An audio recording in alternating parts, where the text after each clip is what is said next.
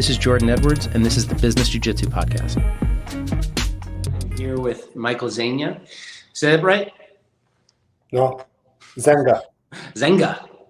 Here with Michael Zenga, most notably from BJJ Fanatics, but from what some of my other guests on this podcast have told me, you have more than that. You've been an internet marketing whiz, and you've impacted a lot of people in the Brazilian Jiu-Jitsu community's life, including Travis Stevens and Gordon Ryan and John Donahar, who I just got finished speaking to a few minutes ago.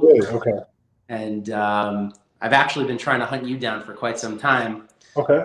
Because I have been blown away by the business that you've created off of this concept. I appreciate that. Yeah. Tell me a little bit about your background. Yeah. So I guess think of myself as a fairly normal person. I went to BU undergrad, did some graduate stuff. I was developing houses for a little bit of time, and I got into, when I wanted to get a more stable business.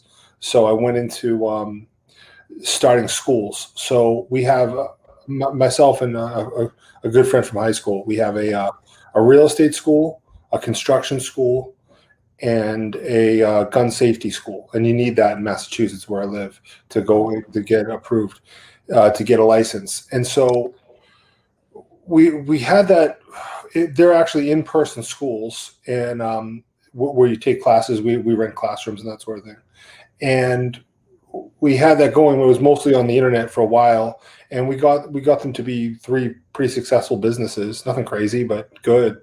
And then I'm a Brazilian Jiu-Jitsu Black Belt too. I really enjoy it, and so I started messing around with making videos. I was a buyer of instructional videos. There weren't a ton of them when I was buying them, and I thought, wow, well, maybe I could get into this. This could be sort of a side fun project, and who knows what it could turn into. And it's turned into be bigger than I would have thought. It's incredible. Yeah. When it kick-started, you probably would have known with your background, but I guess what I'm saying is it surprised me by how big it got. But my observation of the way that it got big was not because it was the most perfect video or best website. It was because you guys got the best talent, and then you slowly made it better and better and better, which is my general thesis on both jiu-jitsu and business. Yeah, I think so. So I think what we had tried to figure out was, what was the differentiating factor? Why do people buy it? So do they buy these things because they're these beautifully Hollywood produced videos? I don't know. I think what we need to do is provide good enough type of quality. For instance, like we need a professional set. We can't have a class going on right next to it and you're hearing all the side noise and that kind of thing. You need good lighting. Most of the cameras today are 4K anyway. And so we focused on, let's build the platform. Because I think if you look at any business out there, it's kind of a winner take all world, wouldn't you say? Yeah, for sure. Especially at the highest level. Yeah. So if you want to sell something online, like if you have something extra in your house, you're probably going to go to eBay.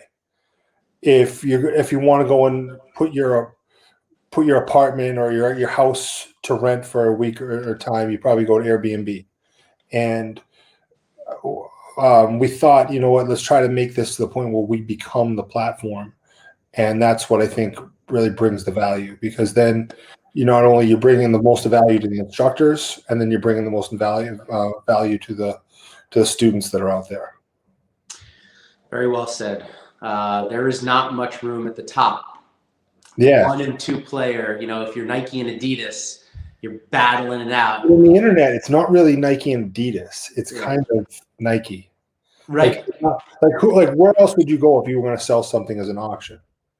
eBay, that's it. Right. And so like where would you go if you wanted to because what you're going to do is your platform is going to reach the most people on that with that one sort of thing. Like you see a lot of instructors, they go out there and they'll start their own membership sites, and some of them are able to do okay with it, but it's always going to be something small because they're never going to have enough offers to be able to monetize the way that we will. Does that make sense? It makes perfect sense. I was about to say, on the heels of that, there's not much room for Under Armour. Under Armour's been struggling really bad, and It's because there's just not enough room at the top for Nike, Adidas, Yeah. and Under Armour at scale.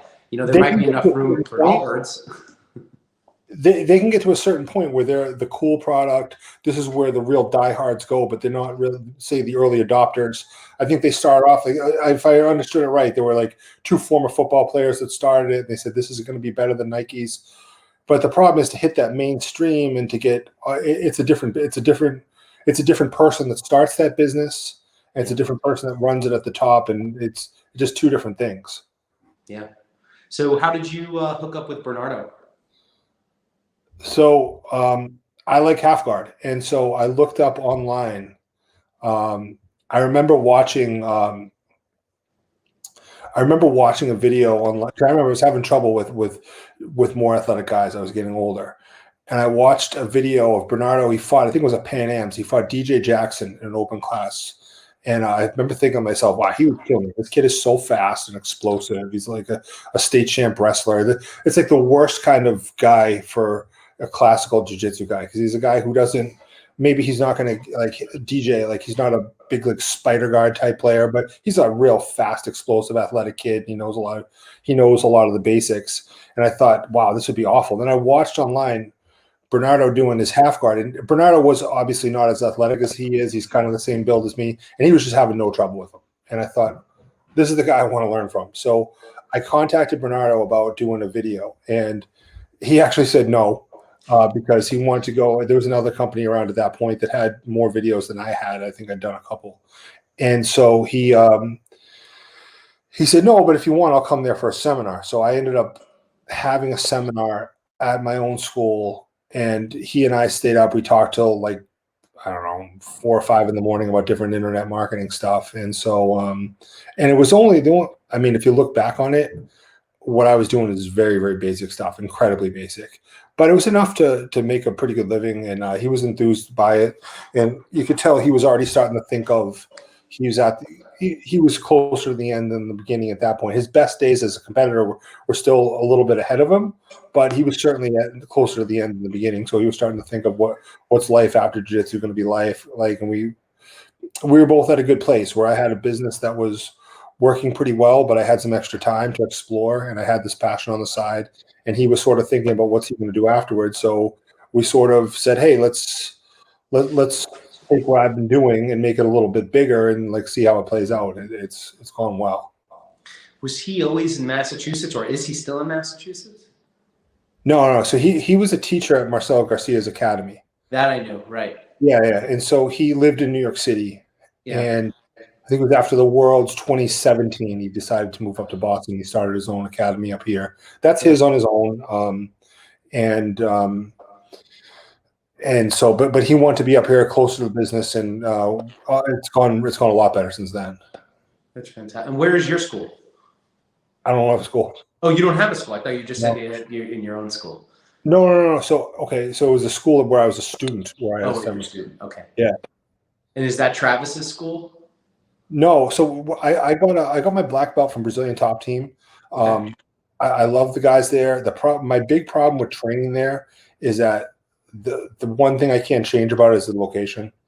And it's like, it's a good 40-45 minutes from me. Yeah. And for me, so for instance, they have class at 7 o'clock. So for me to get there, it's tough. And to get there for a 12 o'clock class, you're talking 4 hours out of the middle of the day. Yeah. And so Travis is only about 10 or 15 minutes from me. Mm-hmm. And Travis is just an absolutely incredible person, competitor, coach. And so I would say at this point, Travis coaches me more than anyone else. I mean, at this point, I'm a black belt. I don't. Bernardo calls me the biggest creonch that ever lived, and he's probably right. But so I go to Bernardo's school some days. I'll still go to BTT here and there. I'll go to Travis's mostly, and then I'm on the road a lot, so I train at people's schools when I do that. And so, and we're all friends. You mentioned that you were up talking to Bernardo to 4 or 5 in the morning, and it's funny, when Travis was on this podcast talking about you and Judo Fanatics, he mentioned that you guys were up until all hours of the night talking about internet marketing, and he said that he gets as jacked up talking about internet marketing with you as he used to get about competing. And I think he and Bernardo are friends. yeah, I think it's out of the. I think they're both going to have girls that are going to be delivered right about the same time. They're alike in a lot of ways. yeah. Travis is a brilliant guy too. Travis, I've learned as much from Travis in this world as I've learned from anybody. He's a brilliant person. He's someone who is not someone that's real interested in excuses. He's interested in results, and he's someone he's very inspiring to watch. I would say Travis sells well, but he doesn't sell as well as he should. Like everyone should have his videos. He deeply impacted me as part of this project for this book, and he said something that shook my bones to the core. He said to me, "I don't even know someone that would be foolish enough to call me on a Friday night to go out because they know I'm training tomorrow." Like, he was talking about his commitment to being an Olympic champion. I mean, there's no one like him. It was such an incredible observation about championship mindset, and he put it in a way that so direct, so simple. That I've always been impressed with him as a fan, and it was great getting to talk to him. How's Judo Fanatics going? Good. I mean, judo doesn't have the kind of audience in the U.S. that it has internationally, but internationally, I think it's one of the biggest sports. We're looking to get a lot more international as things go. We're selling a lot of judo. I mean, it's profitable. It's going well. I mean, is it going nothing like the jiu-jitsu? But it's strong. And but we're really looking to expand internationally. I think I've heard on numerous occasions that judo is the second most practiced sport in the world after soccer. Really? Wow. Yeah. Most people don't think that. So where would you think is the biggest country for judo? Oh, I'm going to guess, let's see, France. Most people wouldn't guess that. You're right. Just because I'm a weird I just love to watch judo clips, even though I'm not that great at judo. Isn't it amazing to watch, though, when you actually get into it? I mean, it's at least as entertaining as judo. Have you ever recorded with either Harry or Gary St. Ledger, the twins out at Henzo's? Yes and no, but we because Harry is out in New Mexico. Albuquerque, yeah.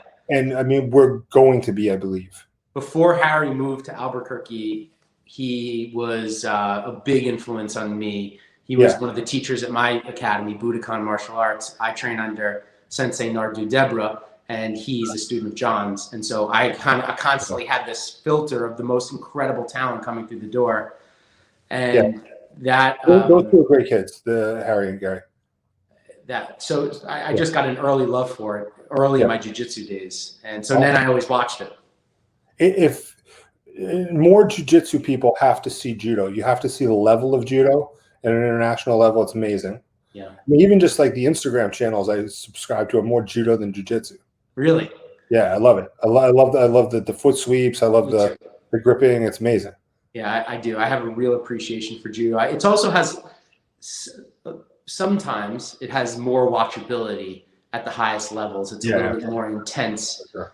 Especially, I'll say too much, but sometimes when you watch some jiu-jitsu at the lower weights and they get locked in 50-50s and get battles for advantage.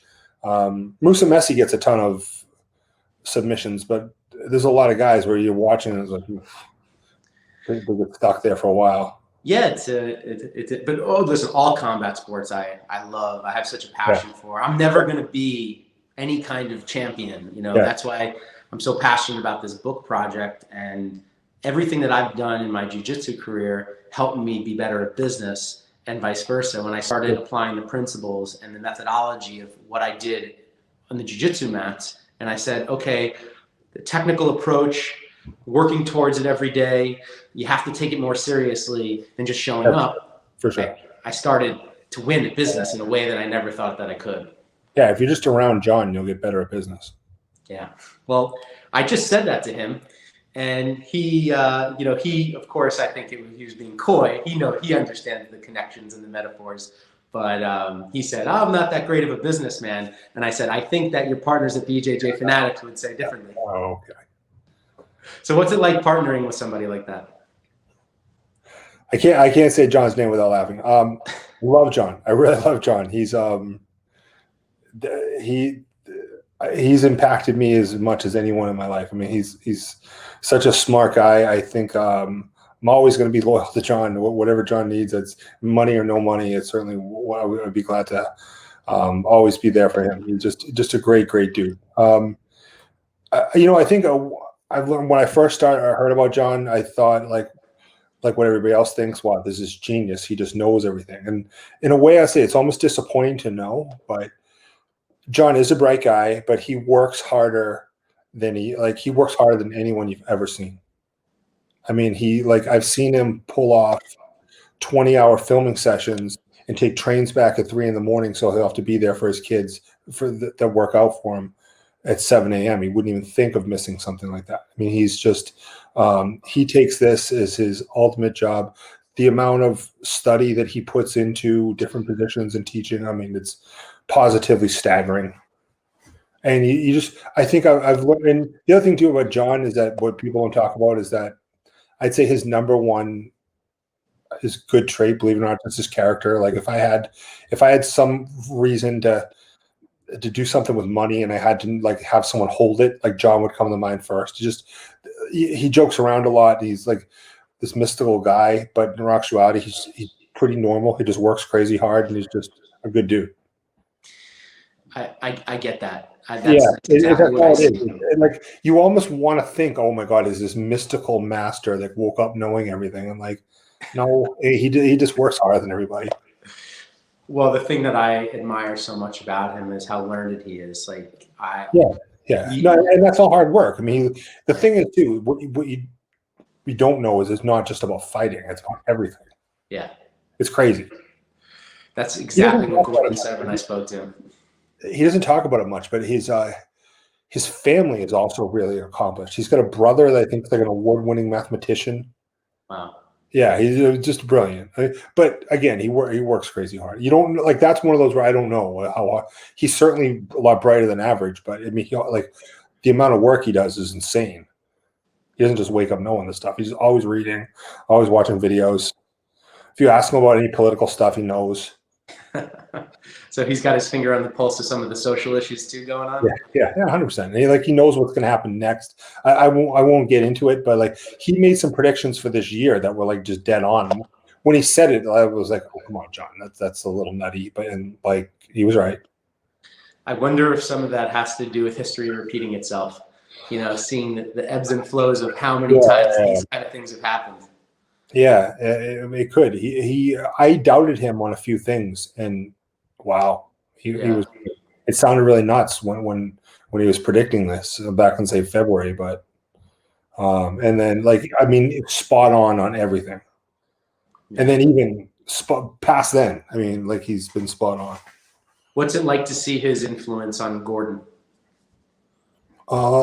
Yeah, I mean, I think that Gordon gives him all the credit, and I think that Gordon's right, but I think that at the same time, Gordon is smart enough. Like if you look, so you know Gordon, right?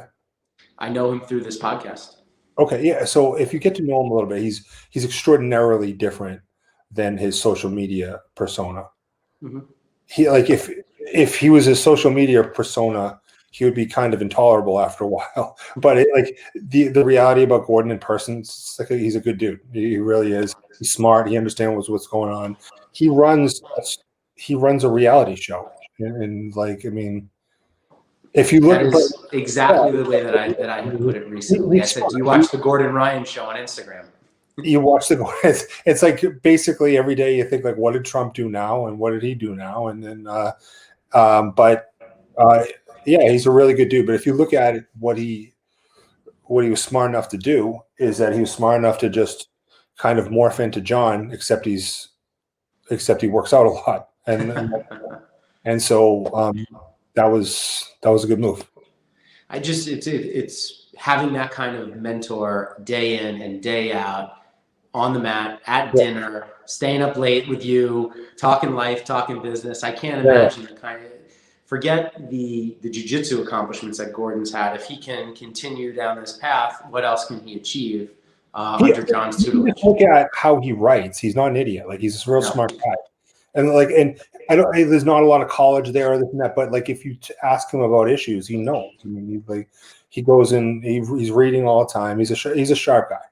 I'm a big fan of his. Yeah. He's very outspoken. Sometimes he's outspoken in a way that I would never be, but sometimes maybe I should be more of. Just like you always look to a championship mindset.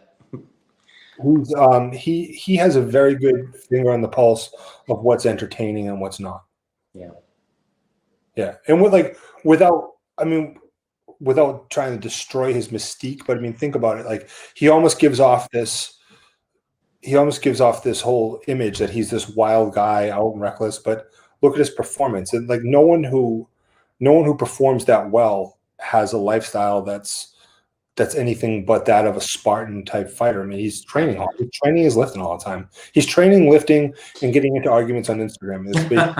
And the reason and making videos with you. And making videos to me. And so he's very he has a really good finger on the pulse of what's interesting.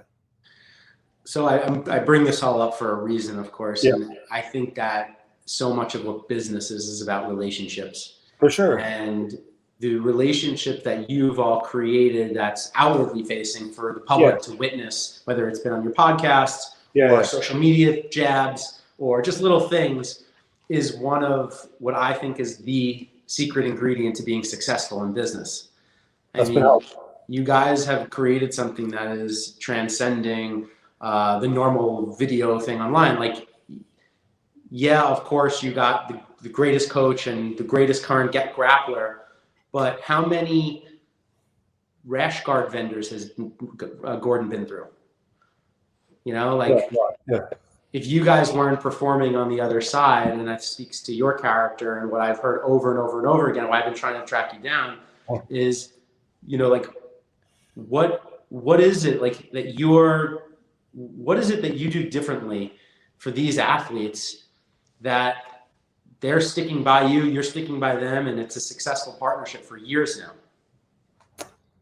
Yeah, I don't want to take credit for doing what I'm supposed to do, but I mean, I think that when you, so I studied a lot when I did some graduate work, and I studied Warren Buffett a lot, and so one of his big tenets in business were that, you know, it takes a lifetime to make your reputation, but it takes only a minute to destroy it. And so if you're completely straight up with everyone, and like, for instance, there were some guys in the video niche before I got into it, and there was just, I was trying to get into it, so I knew these guys who were bigger than me, and they were having arguments with the athletes all the time and whatever, and there was always a story.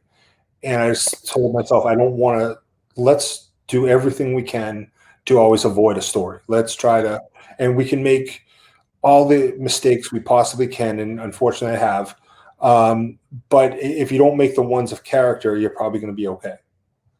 And so I think that we've stuck to it, and at least in this niche, that part's going well. I think the other thing too is that,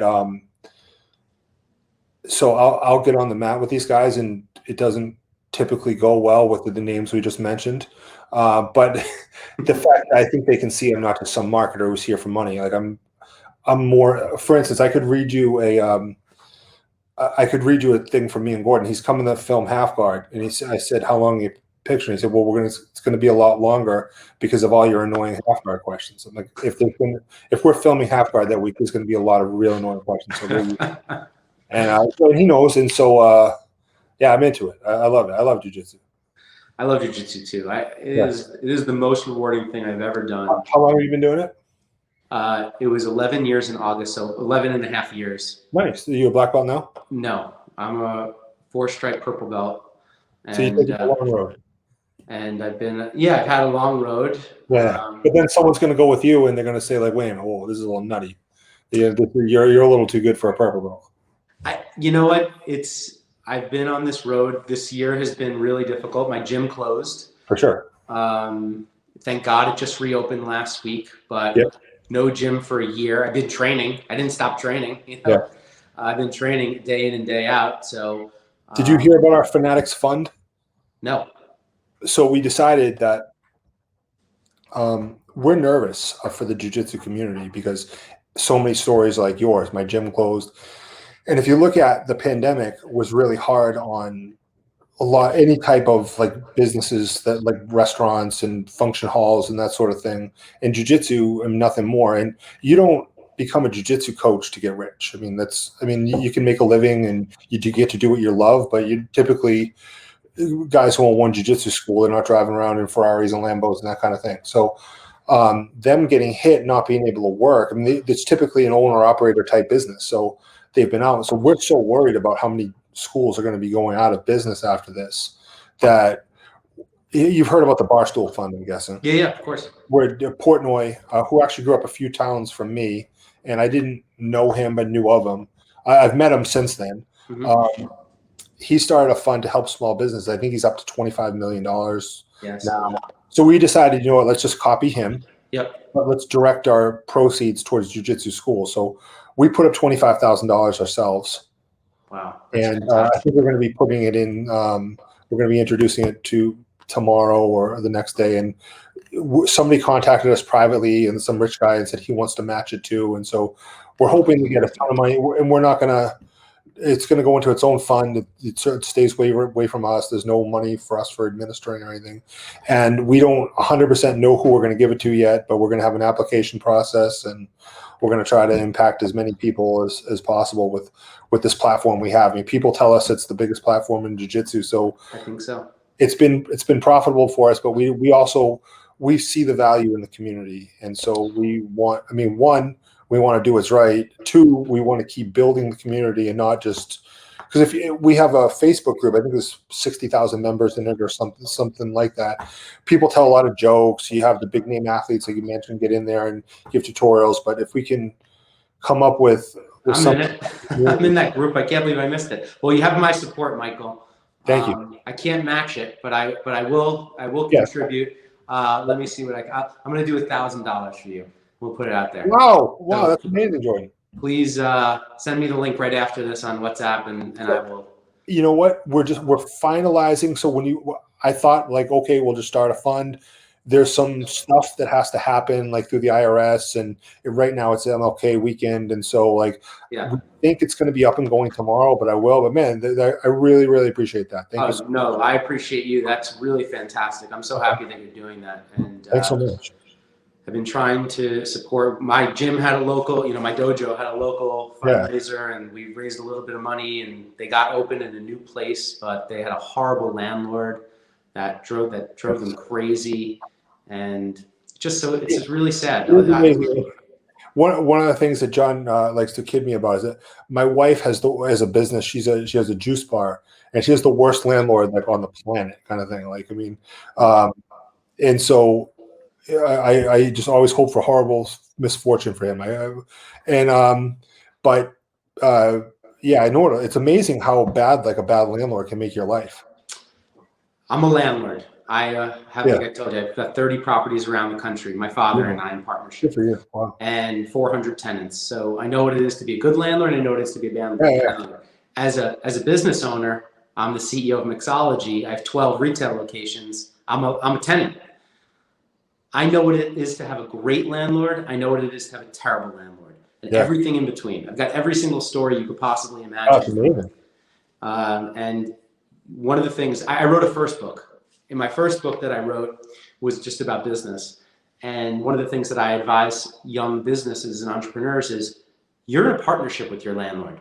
If you get bad juju and bad vibes from the beginning, if they don't treat you well, walk. Go find another space. You don't have to be in that relationship.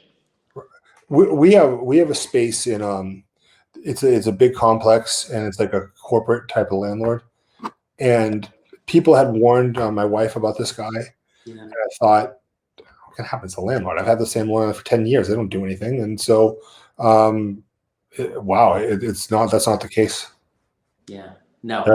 You can find incredible landlords in this world, for sure, and especially on the heels of this pandemic, some of the great landlords are shining.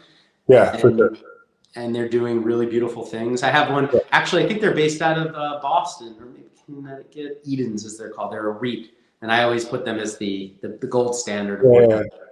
But it's amazing though when you put out good energy in the world. It's kind of good business. It is. Yeah, it really is. It comes back to you. It's one of those things Well, I'm in the retail business, right? So before COVID, we were having a retail apocalypse. Businesses were going out left and right. Barney's, Neiman Marcus was on the doorstep of bankruptcy. Yep. New York City had a 30% retail vacancy before COVID. So what separates those businesses from that are doing well versus the ones that are out of business? And I always say ultimately what it comes down to is how you treat people, how you treat the people that work for you, how you treat the people that buy from you. For sure. And it really sometimes is that simple. If So what's the next step for BJJ Fanatics? Where are you guys going this year? Well, I think that what we're trying to do is we have so many great instructors in the store. We're looking to sort of build out their courses. I mean, and sort of like we want to get more offerings, because the weird thing is people love John like crazy, but we sell a lot more videos that are not John than are John, right? So the question is, by having other people have so many different offerings in there, then because a lot of people see John, right? And they say, oh my God, this guy just talks on all day. How could you possibly listen to him? If you look in some of the forums, they go and rip on him. I mean, you guys have got to make these videos shorter. And I'm thinking as well, he's the #1 seller in the store by far. Why would we try to do anything different? So, but the reality is that some people identify with John and they absolutely love him. Some people identify with Gordon and they absolutely love him. Some people see Gordon Ryan and they have Trump-like reactions to him. So, so everyone identifies with different people is what we're seeing. So, and that's what builds the platform. And by the bigger you make the platform, the more exposure you're giving to the instructors that are on it. And so as we continue to build out, what we're seeing is that instructors like John, instructors like Gordon, and also the smaller instructors are selling more. Yeah. Because of the amount of traffic that we have to the site coming from so many different ways. It's, well, I'd be interested to get your opinion on this, since you bring it up. Yeah. One of the things that I often say to my frontline workers is, don't listen to the person who comes in and complains and ruins your day and screams at you. Yeah, for sure. Think about the 200 people who came and bought something who didn't say anything. Didn't say anything, exactly. And because so I think Joe Rogan had a great quote. He said, successful people don't make YouTube comments. Have you ever made one? Yeah, what's that? Have you ever made one? And so when you that being said, like there sometimes when we post, there was one time, this will be so with John, right? When you think about like making mistakes that I can conceivably make, right? So John had this idea to shoot this video on, I can't say chokes, it's strangles. John gets very angry if you call a strangle a choke. Yeah. So he did this 35-minute video with Bernardo. It was kind of an off-the-cuff thing. The two of us were there at 11 at night. I took the phone and I went and I recorded it. Okay. So we put the thing online. It was just gold. I mean, John is the best person in the planet at showing anything, but certainly at showing jiu-jitsu. It's a 35, 40-minute clip. We upload it to YouTube. We did it. This is going to be a great one. So first comment, whoever is holding the camera, do they have some sort of breathing issue? Number 2, does the person holding the camera have a deviated septum? 3, did you hire Darth Vader to hold the camera, right? So they I'm like, this is bad. So I go in there and erase the first 3 comments. They keep coming and coming. And so you can imagine John's reaction when he and the good thing about John is like he will certainly make fun of me, but he's not he's just like disgusted but in a funny way. But yeah, so the YouTube commenters are funny, and I'm not allowed to hold cameras anymore for anyone, and it's now become a joke in the Facebook group about how loud my breathing is. But but anyway, again, right, you have to look at ratios where if everyone's that upset, why is no one returning the product? Yeah, exactly. Those aren't the customers. You know, those are the commenters, the customers and loyal fans like me who've never complained, who keep buying. Yeah. And what I just said to John was, I said, have you ever thought about teaching a class through BJJ Fanatics or some other platform like Instagram about philosophy, about military history, about something else? Like we, the audience, like I want to hear more from him. I just want to hear him talk. I could listen to him talk all day. There was one. So John's really into knives. Yeah. And my dad asked me a question one time. He's like, "Hey, how does John sharpen knives?" I said, "John, how do you sharpen a knife?" And he was. So I won't get into my travails with John about knives, but John is positively disgusted at my knife maintenance abilities. He's given me a couple of knives too, right? But so he said, "You don't know how to sharpen a knife?" No, John, I probably not. He said, "Okay." He said, "Get your camera and don't breathe loud like you normally do." So he made a 15-minute instructional from my dad about how to sharpen a knife. The most thorough, amazing thing you've ever seen. So yeah, if he were to do historical lectures, it would certainly do well. Yeah, I think it would. I think there's certainly a market for it, and for sure. The person you're sitting in front of. But you would pay him for it. It was good. I would. You know, with all jest aside, if you don't publish it, I'll show it to you at some point. It was amazing. Yeah, I do want to hear what he has to say about more things. You know, so I was talking to Gordon, and he said you'd be surprised that John knows everything about everything. Yes, 100%. So it's he's certainly a fascinating person and a great perspective, and such a leader in our sport. Before we wrap this thing up, I want to ask you a question. You said you operate schools. Are they operating right now? Yeah. How are they doing? Good. That's great. Yeah, I mean, there's some different factors going on, and so we've moved to Zoom. Yeah. And in some ways, but yeah, they ended up. They weren't really affected. Some businesses are, though, and jiu-jitsu businesses are. I mean, I don't. Is there any jiu-jitsu business that's doing as well as it was before the pandemic? No, that would be impossible. It would be impossible. So, and if they are, then they would have been doing 10 times better if without. I mean, some of them are staying afloat, but I mean, yeah. No, I have a couple. I actually have tenants that I would probably fit into the same business category as you. One is a language school down in Boca Raton, Florida. Yeah. It's called Language Arts. They had like a couple hundred students, and now the whole thing is on Zoom. Yeah. They're been like catching up to rent, going behind on rent. But I don't know what the future of that business holds. We'll see if they come back. Yeah. I have a charter school in Texas, and then I'm one of the largest private landlords in Springfield, Massachusetts, and really?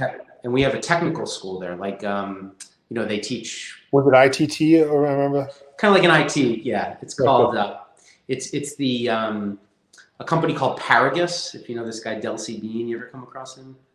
No. Yeah, he's big in Western Massachusetts, and he has a school there. So one thing I think is that one thing that lucky people say all the time is, luck doesn't matter. You make your own luck. To some degree, luck matters a lot. And so our business, we did very well during the pandemic. We were given online content. Was that because of anything that we did well, or was that because did we get lucky? Well, we did what we could. But at the end of the day, we also got lucky. So what we say to and I think a lot of times, like for instance, like with John, one of the reasons why it's been successful is for me knowing when to be smart enough to just shut up and let him do his thing and just like not try to give him advice and say, listen, we're here to help you. And so also, I hope that we're smart enough to know that we got a little bit lucky, at least financially, during the pandemic, that we weren't that we didn't own a wedding hall or something like that. So, I mean, if this had been a cyber attack and not that made people really nervous about using their credit card online and not a pandemic that was here, then we would have had very different results. And we know that. So, and that's one of the reasons why we're looking to say, you know what, there weren't people that were so lucky. Let's think of them. Yeah. Very well said. Yeah. Very well said.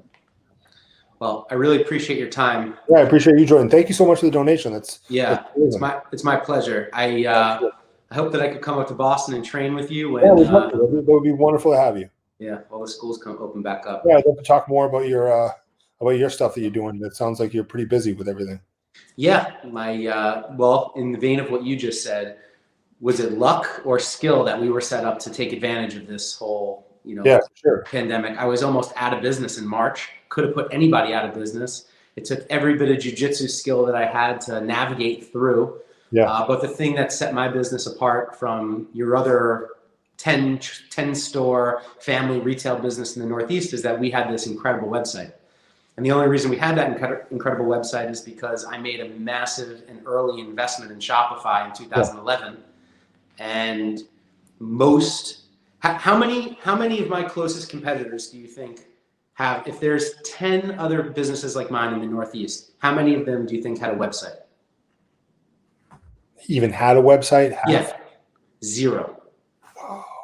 They didn't even have an e-commerce. Like, they had like a brochure website that looked like it was from 1995. So, but when you think about it, right, it is harder than you think to integrate quantities, and like that's an endeavor. Like if you're going to have retail shopping and e-commerce integrated, that's hard. It's insanely hard. Yeah, it's harder than someone would think. So I can imagine that. So probably half of them had brochureware and the other had, but you're the only one that went forward with an e-commerce site, but you're going to do way better if you have that. This is for all the young people who will be watching this and who this book is targeted at. And I have a lot of like these young entrepreneurs. They're coming out of college. They want to start a business. They're living in their parents' house. They're doing jiu-jitsu all day. And they always ask me these questions. There were nights when 3 years into investing in my web business, my stores were making money. The website was losing money. And I'm in a family business. My sister's my partner. And I'm saying, we got to keep doing this. We got to keep going down this road. And I'm investing hundreds of thousands of dollars of precious company capital to keep this web business, as you said, the two businesses together, the stores and the website. Yeah. And it took years of hard work and paying myself less. I easily could have paid myself more and just milked the stores dry. And that's what most of my competitors did. They just paid themselves big salaries. We just lived on less and put everything back into the business. And we didn't know how impactful it was until COVID hit and we had to close our 10 stores at the time. Since we opened another 2 stores. We opened 2 stores in the pandemic. Wow. Yeah. And many people are doing that. So congrats. Yeah, that was pretty crazy. Yeah. Anyway, great talking to you, Michael. Yeah, Thank you for being a part of this. All right. Thanks so much for taking the time to do this. Thanks so much.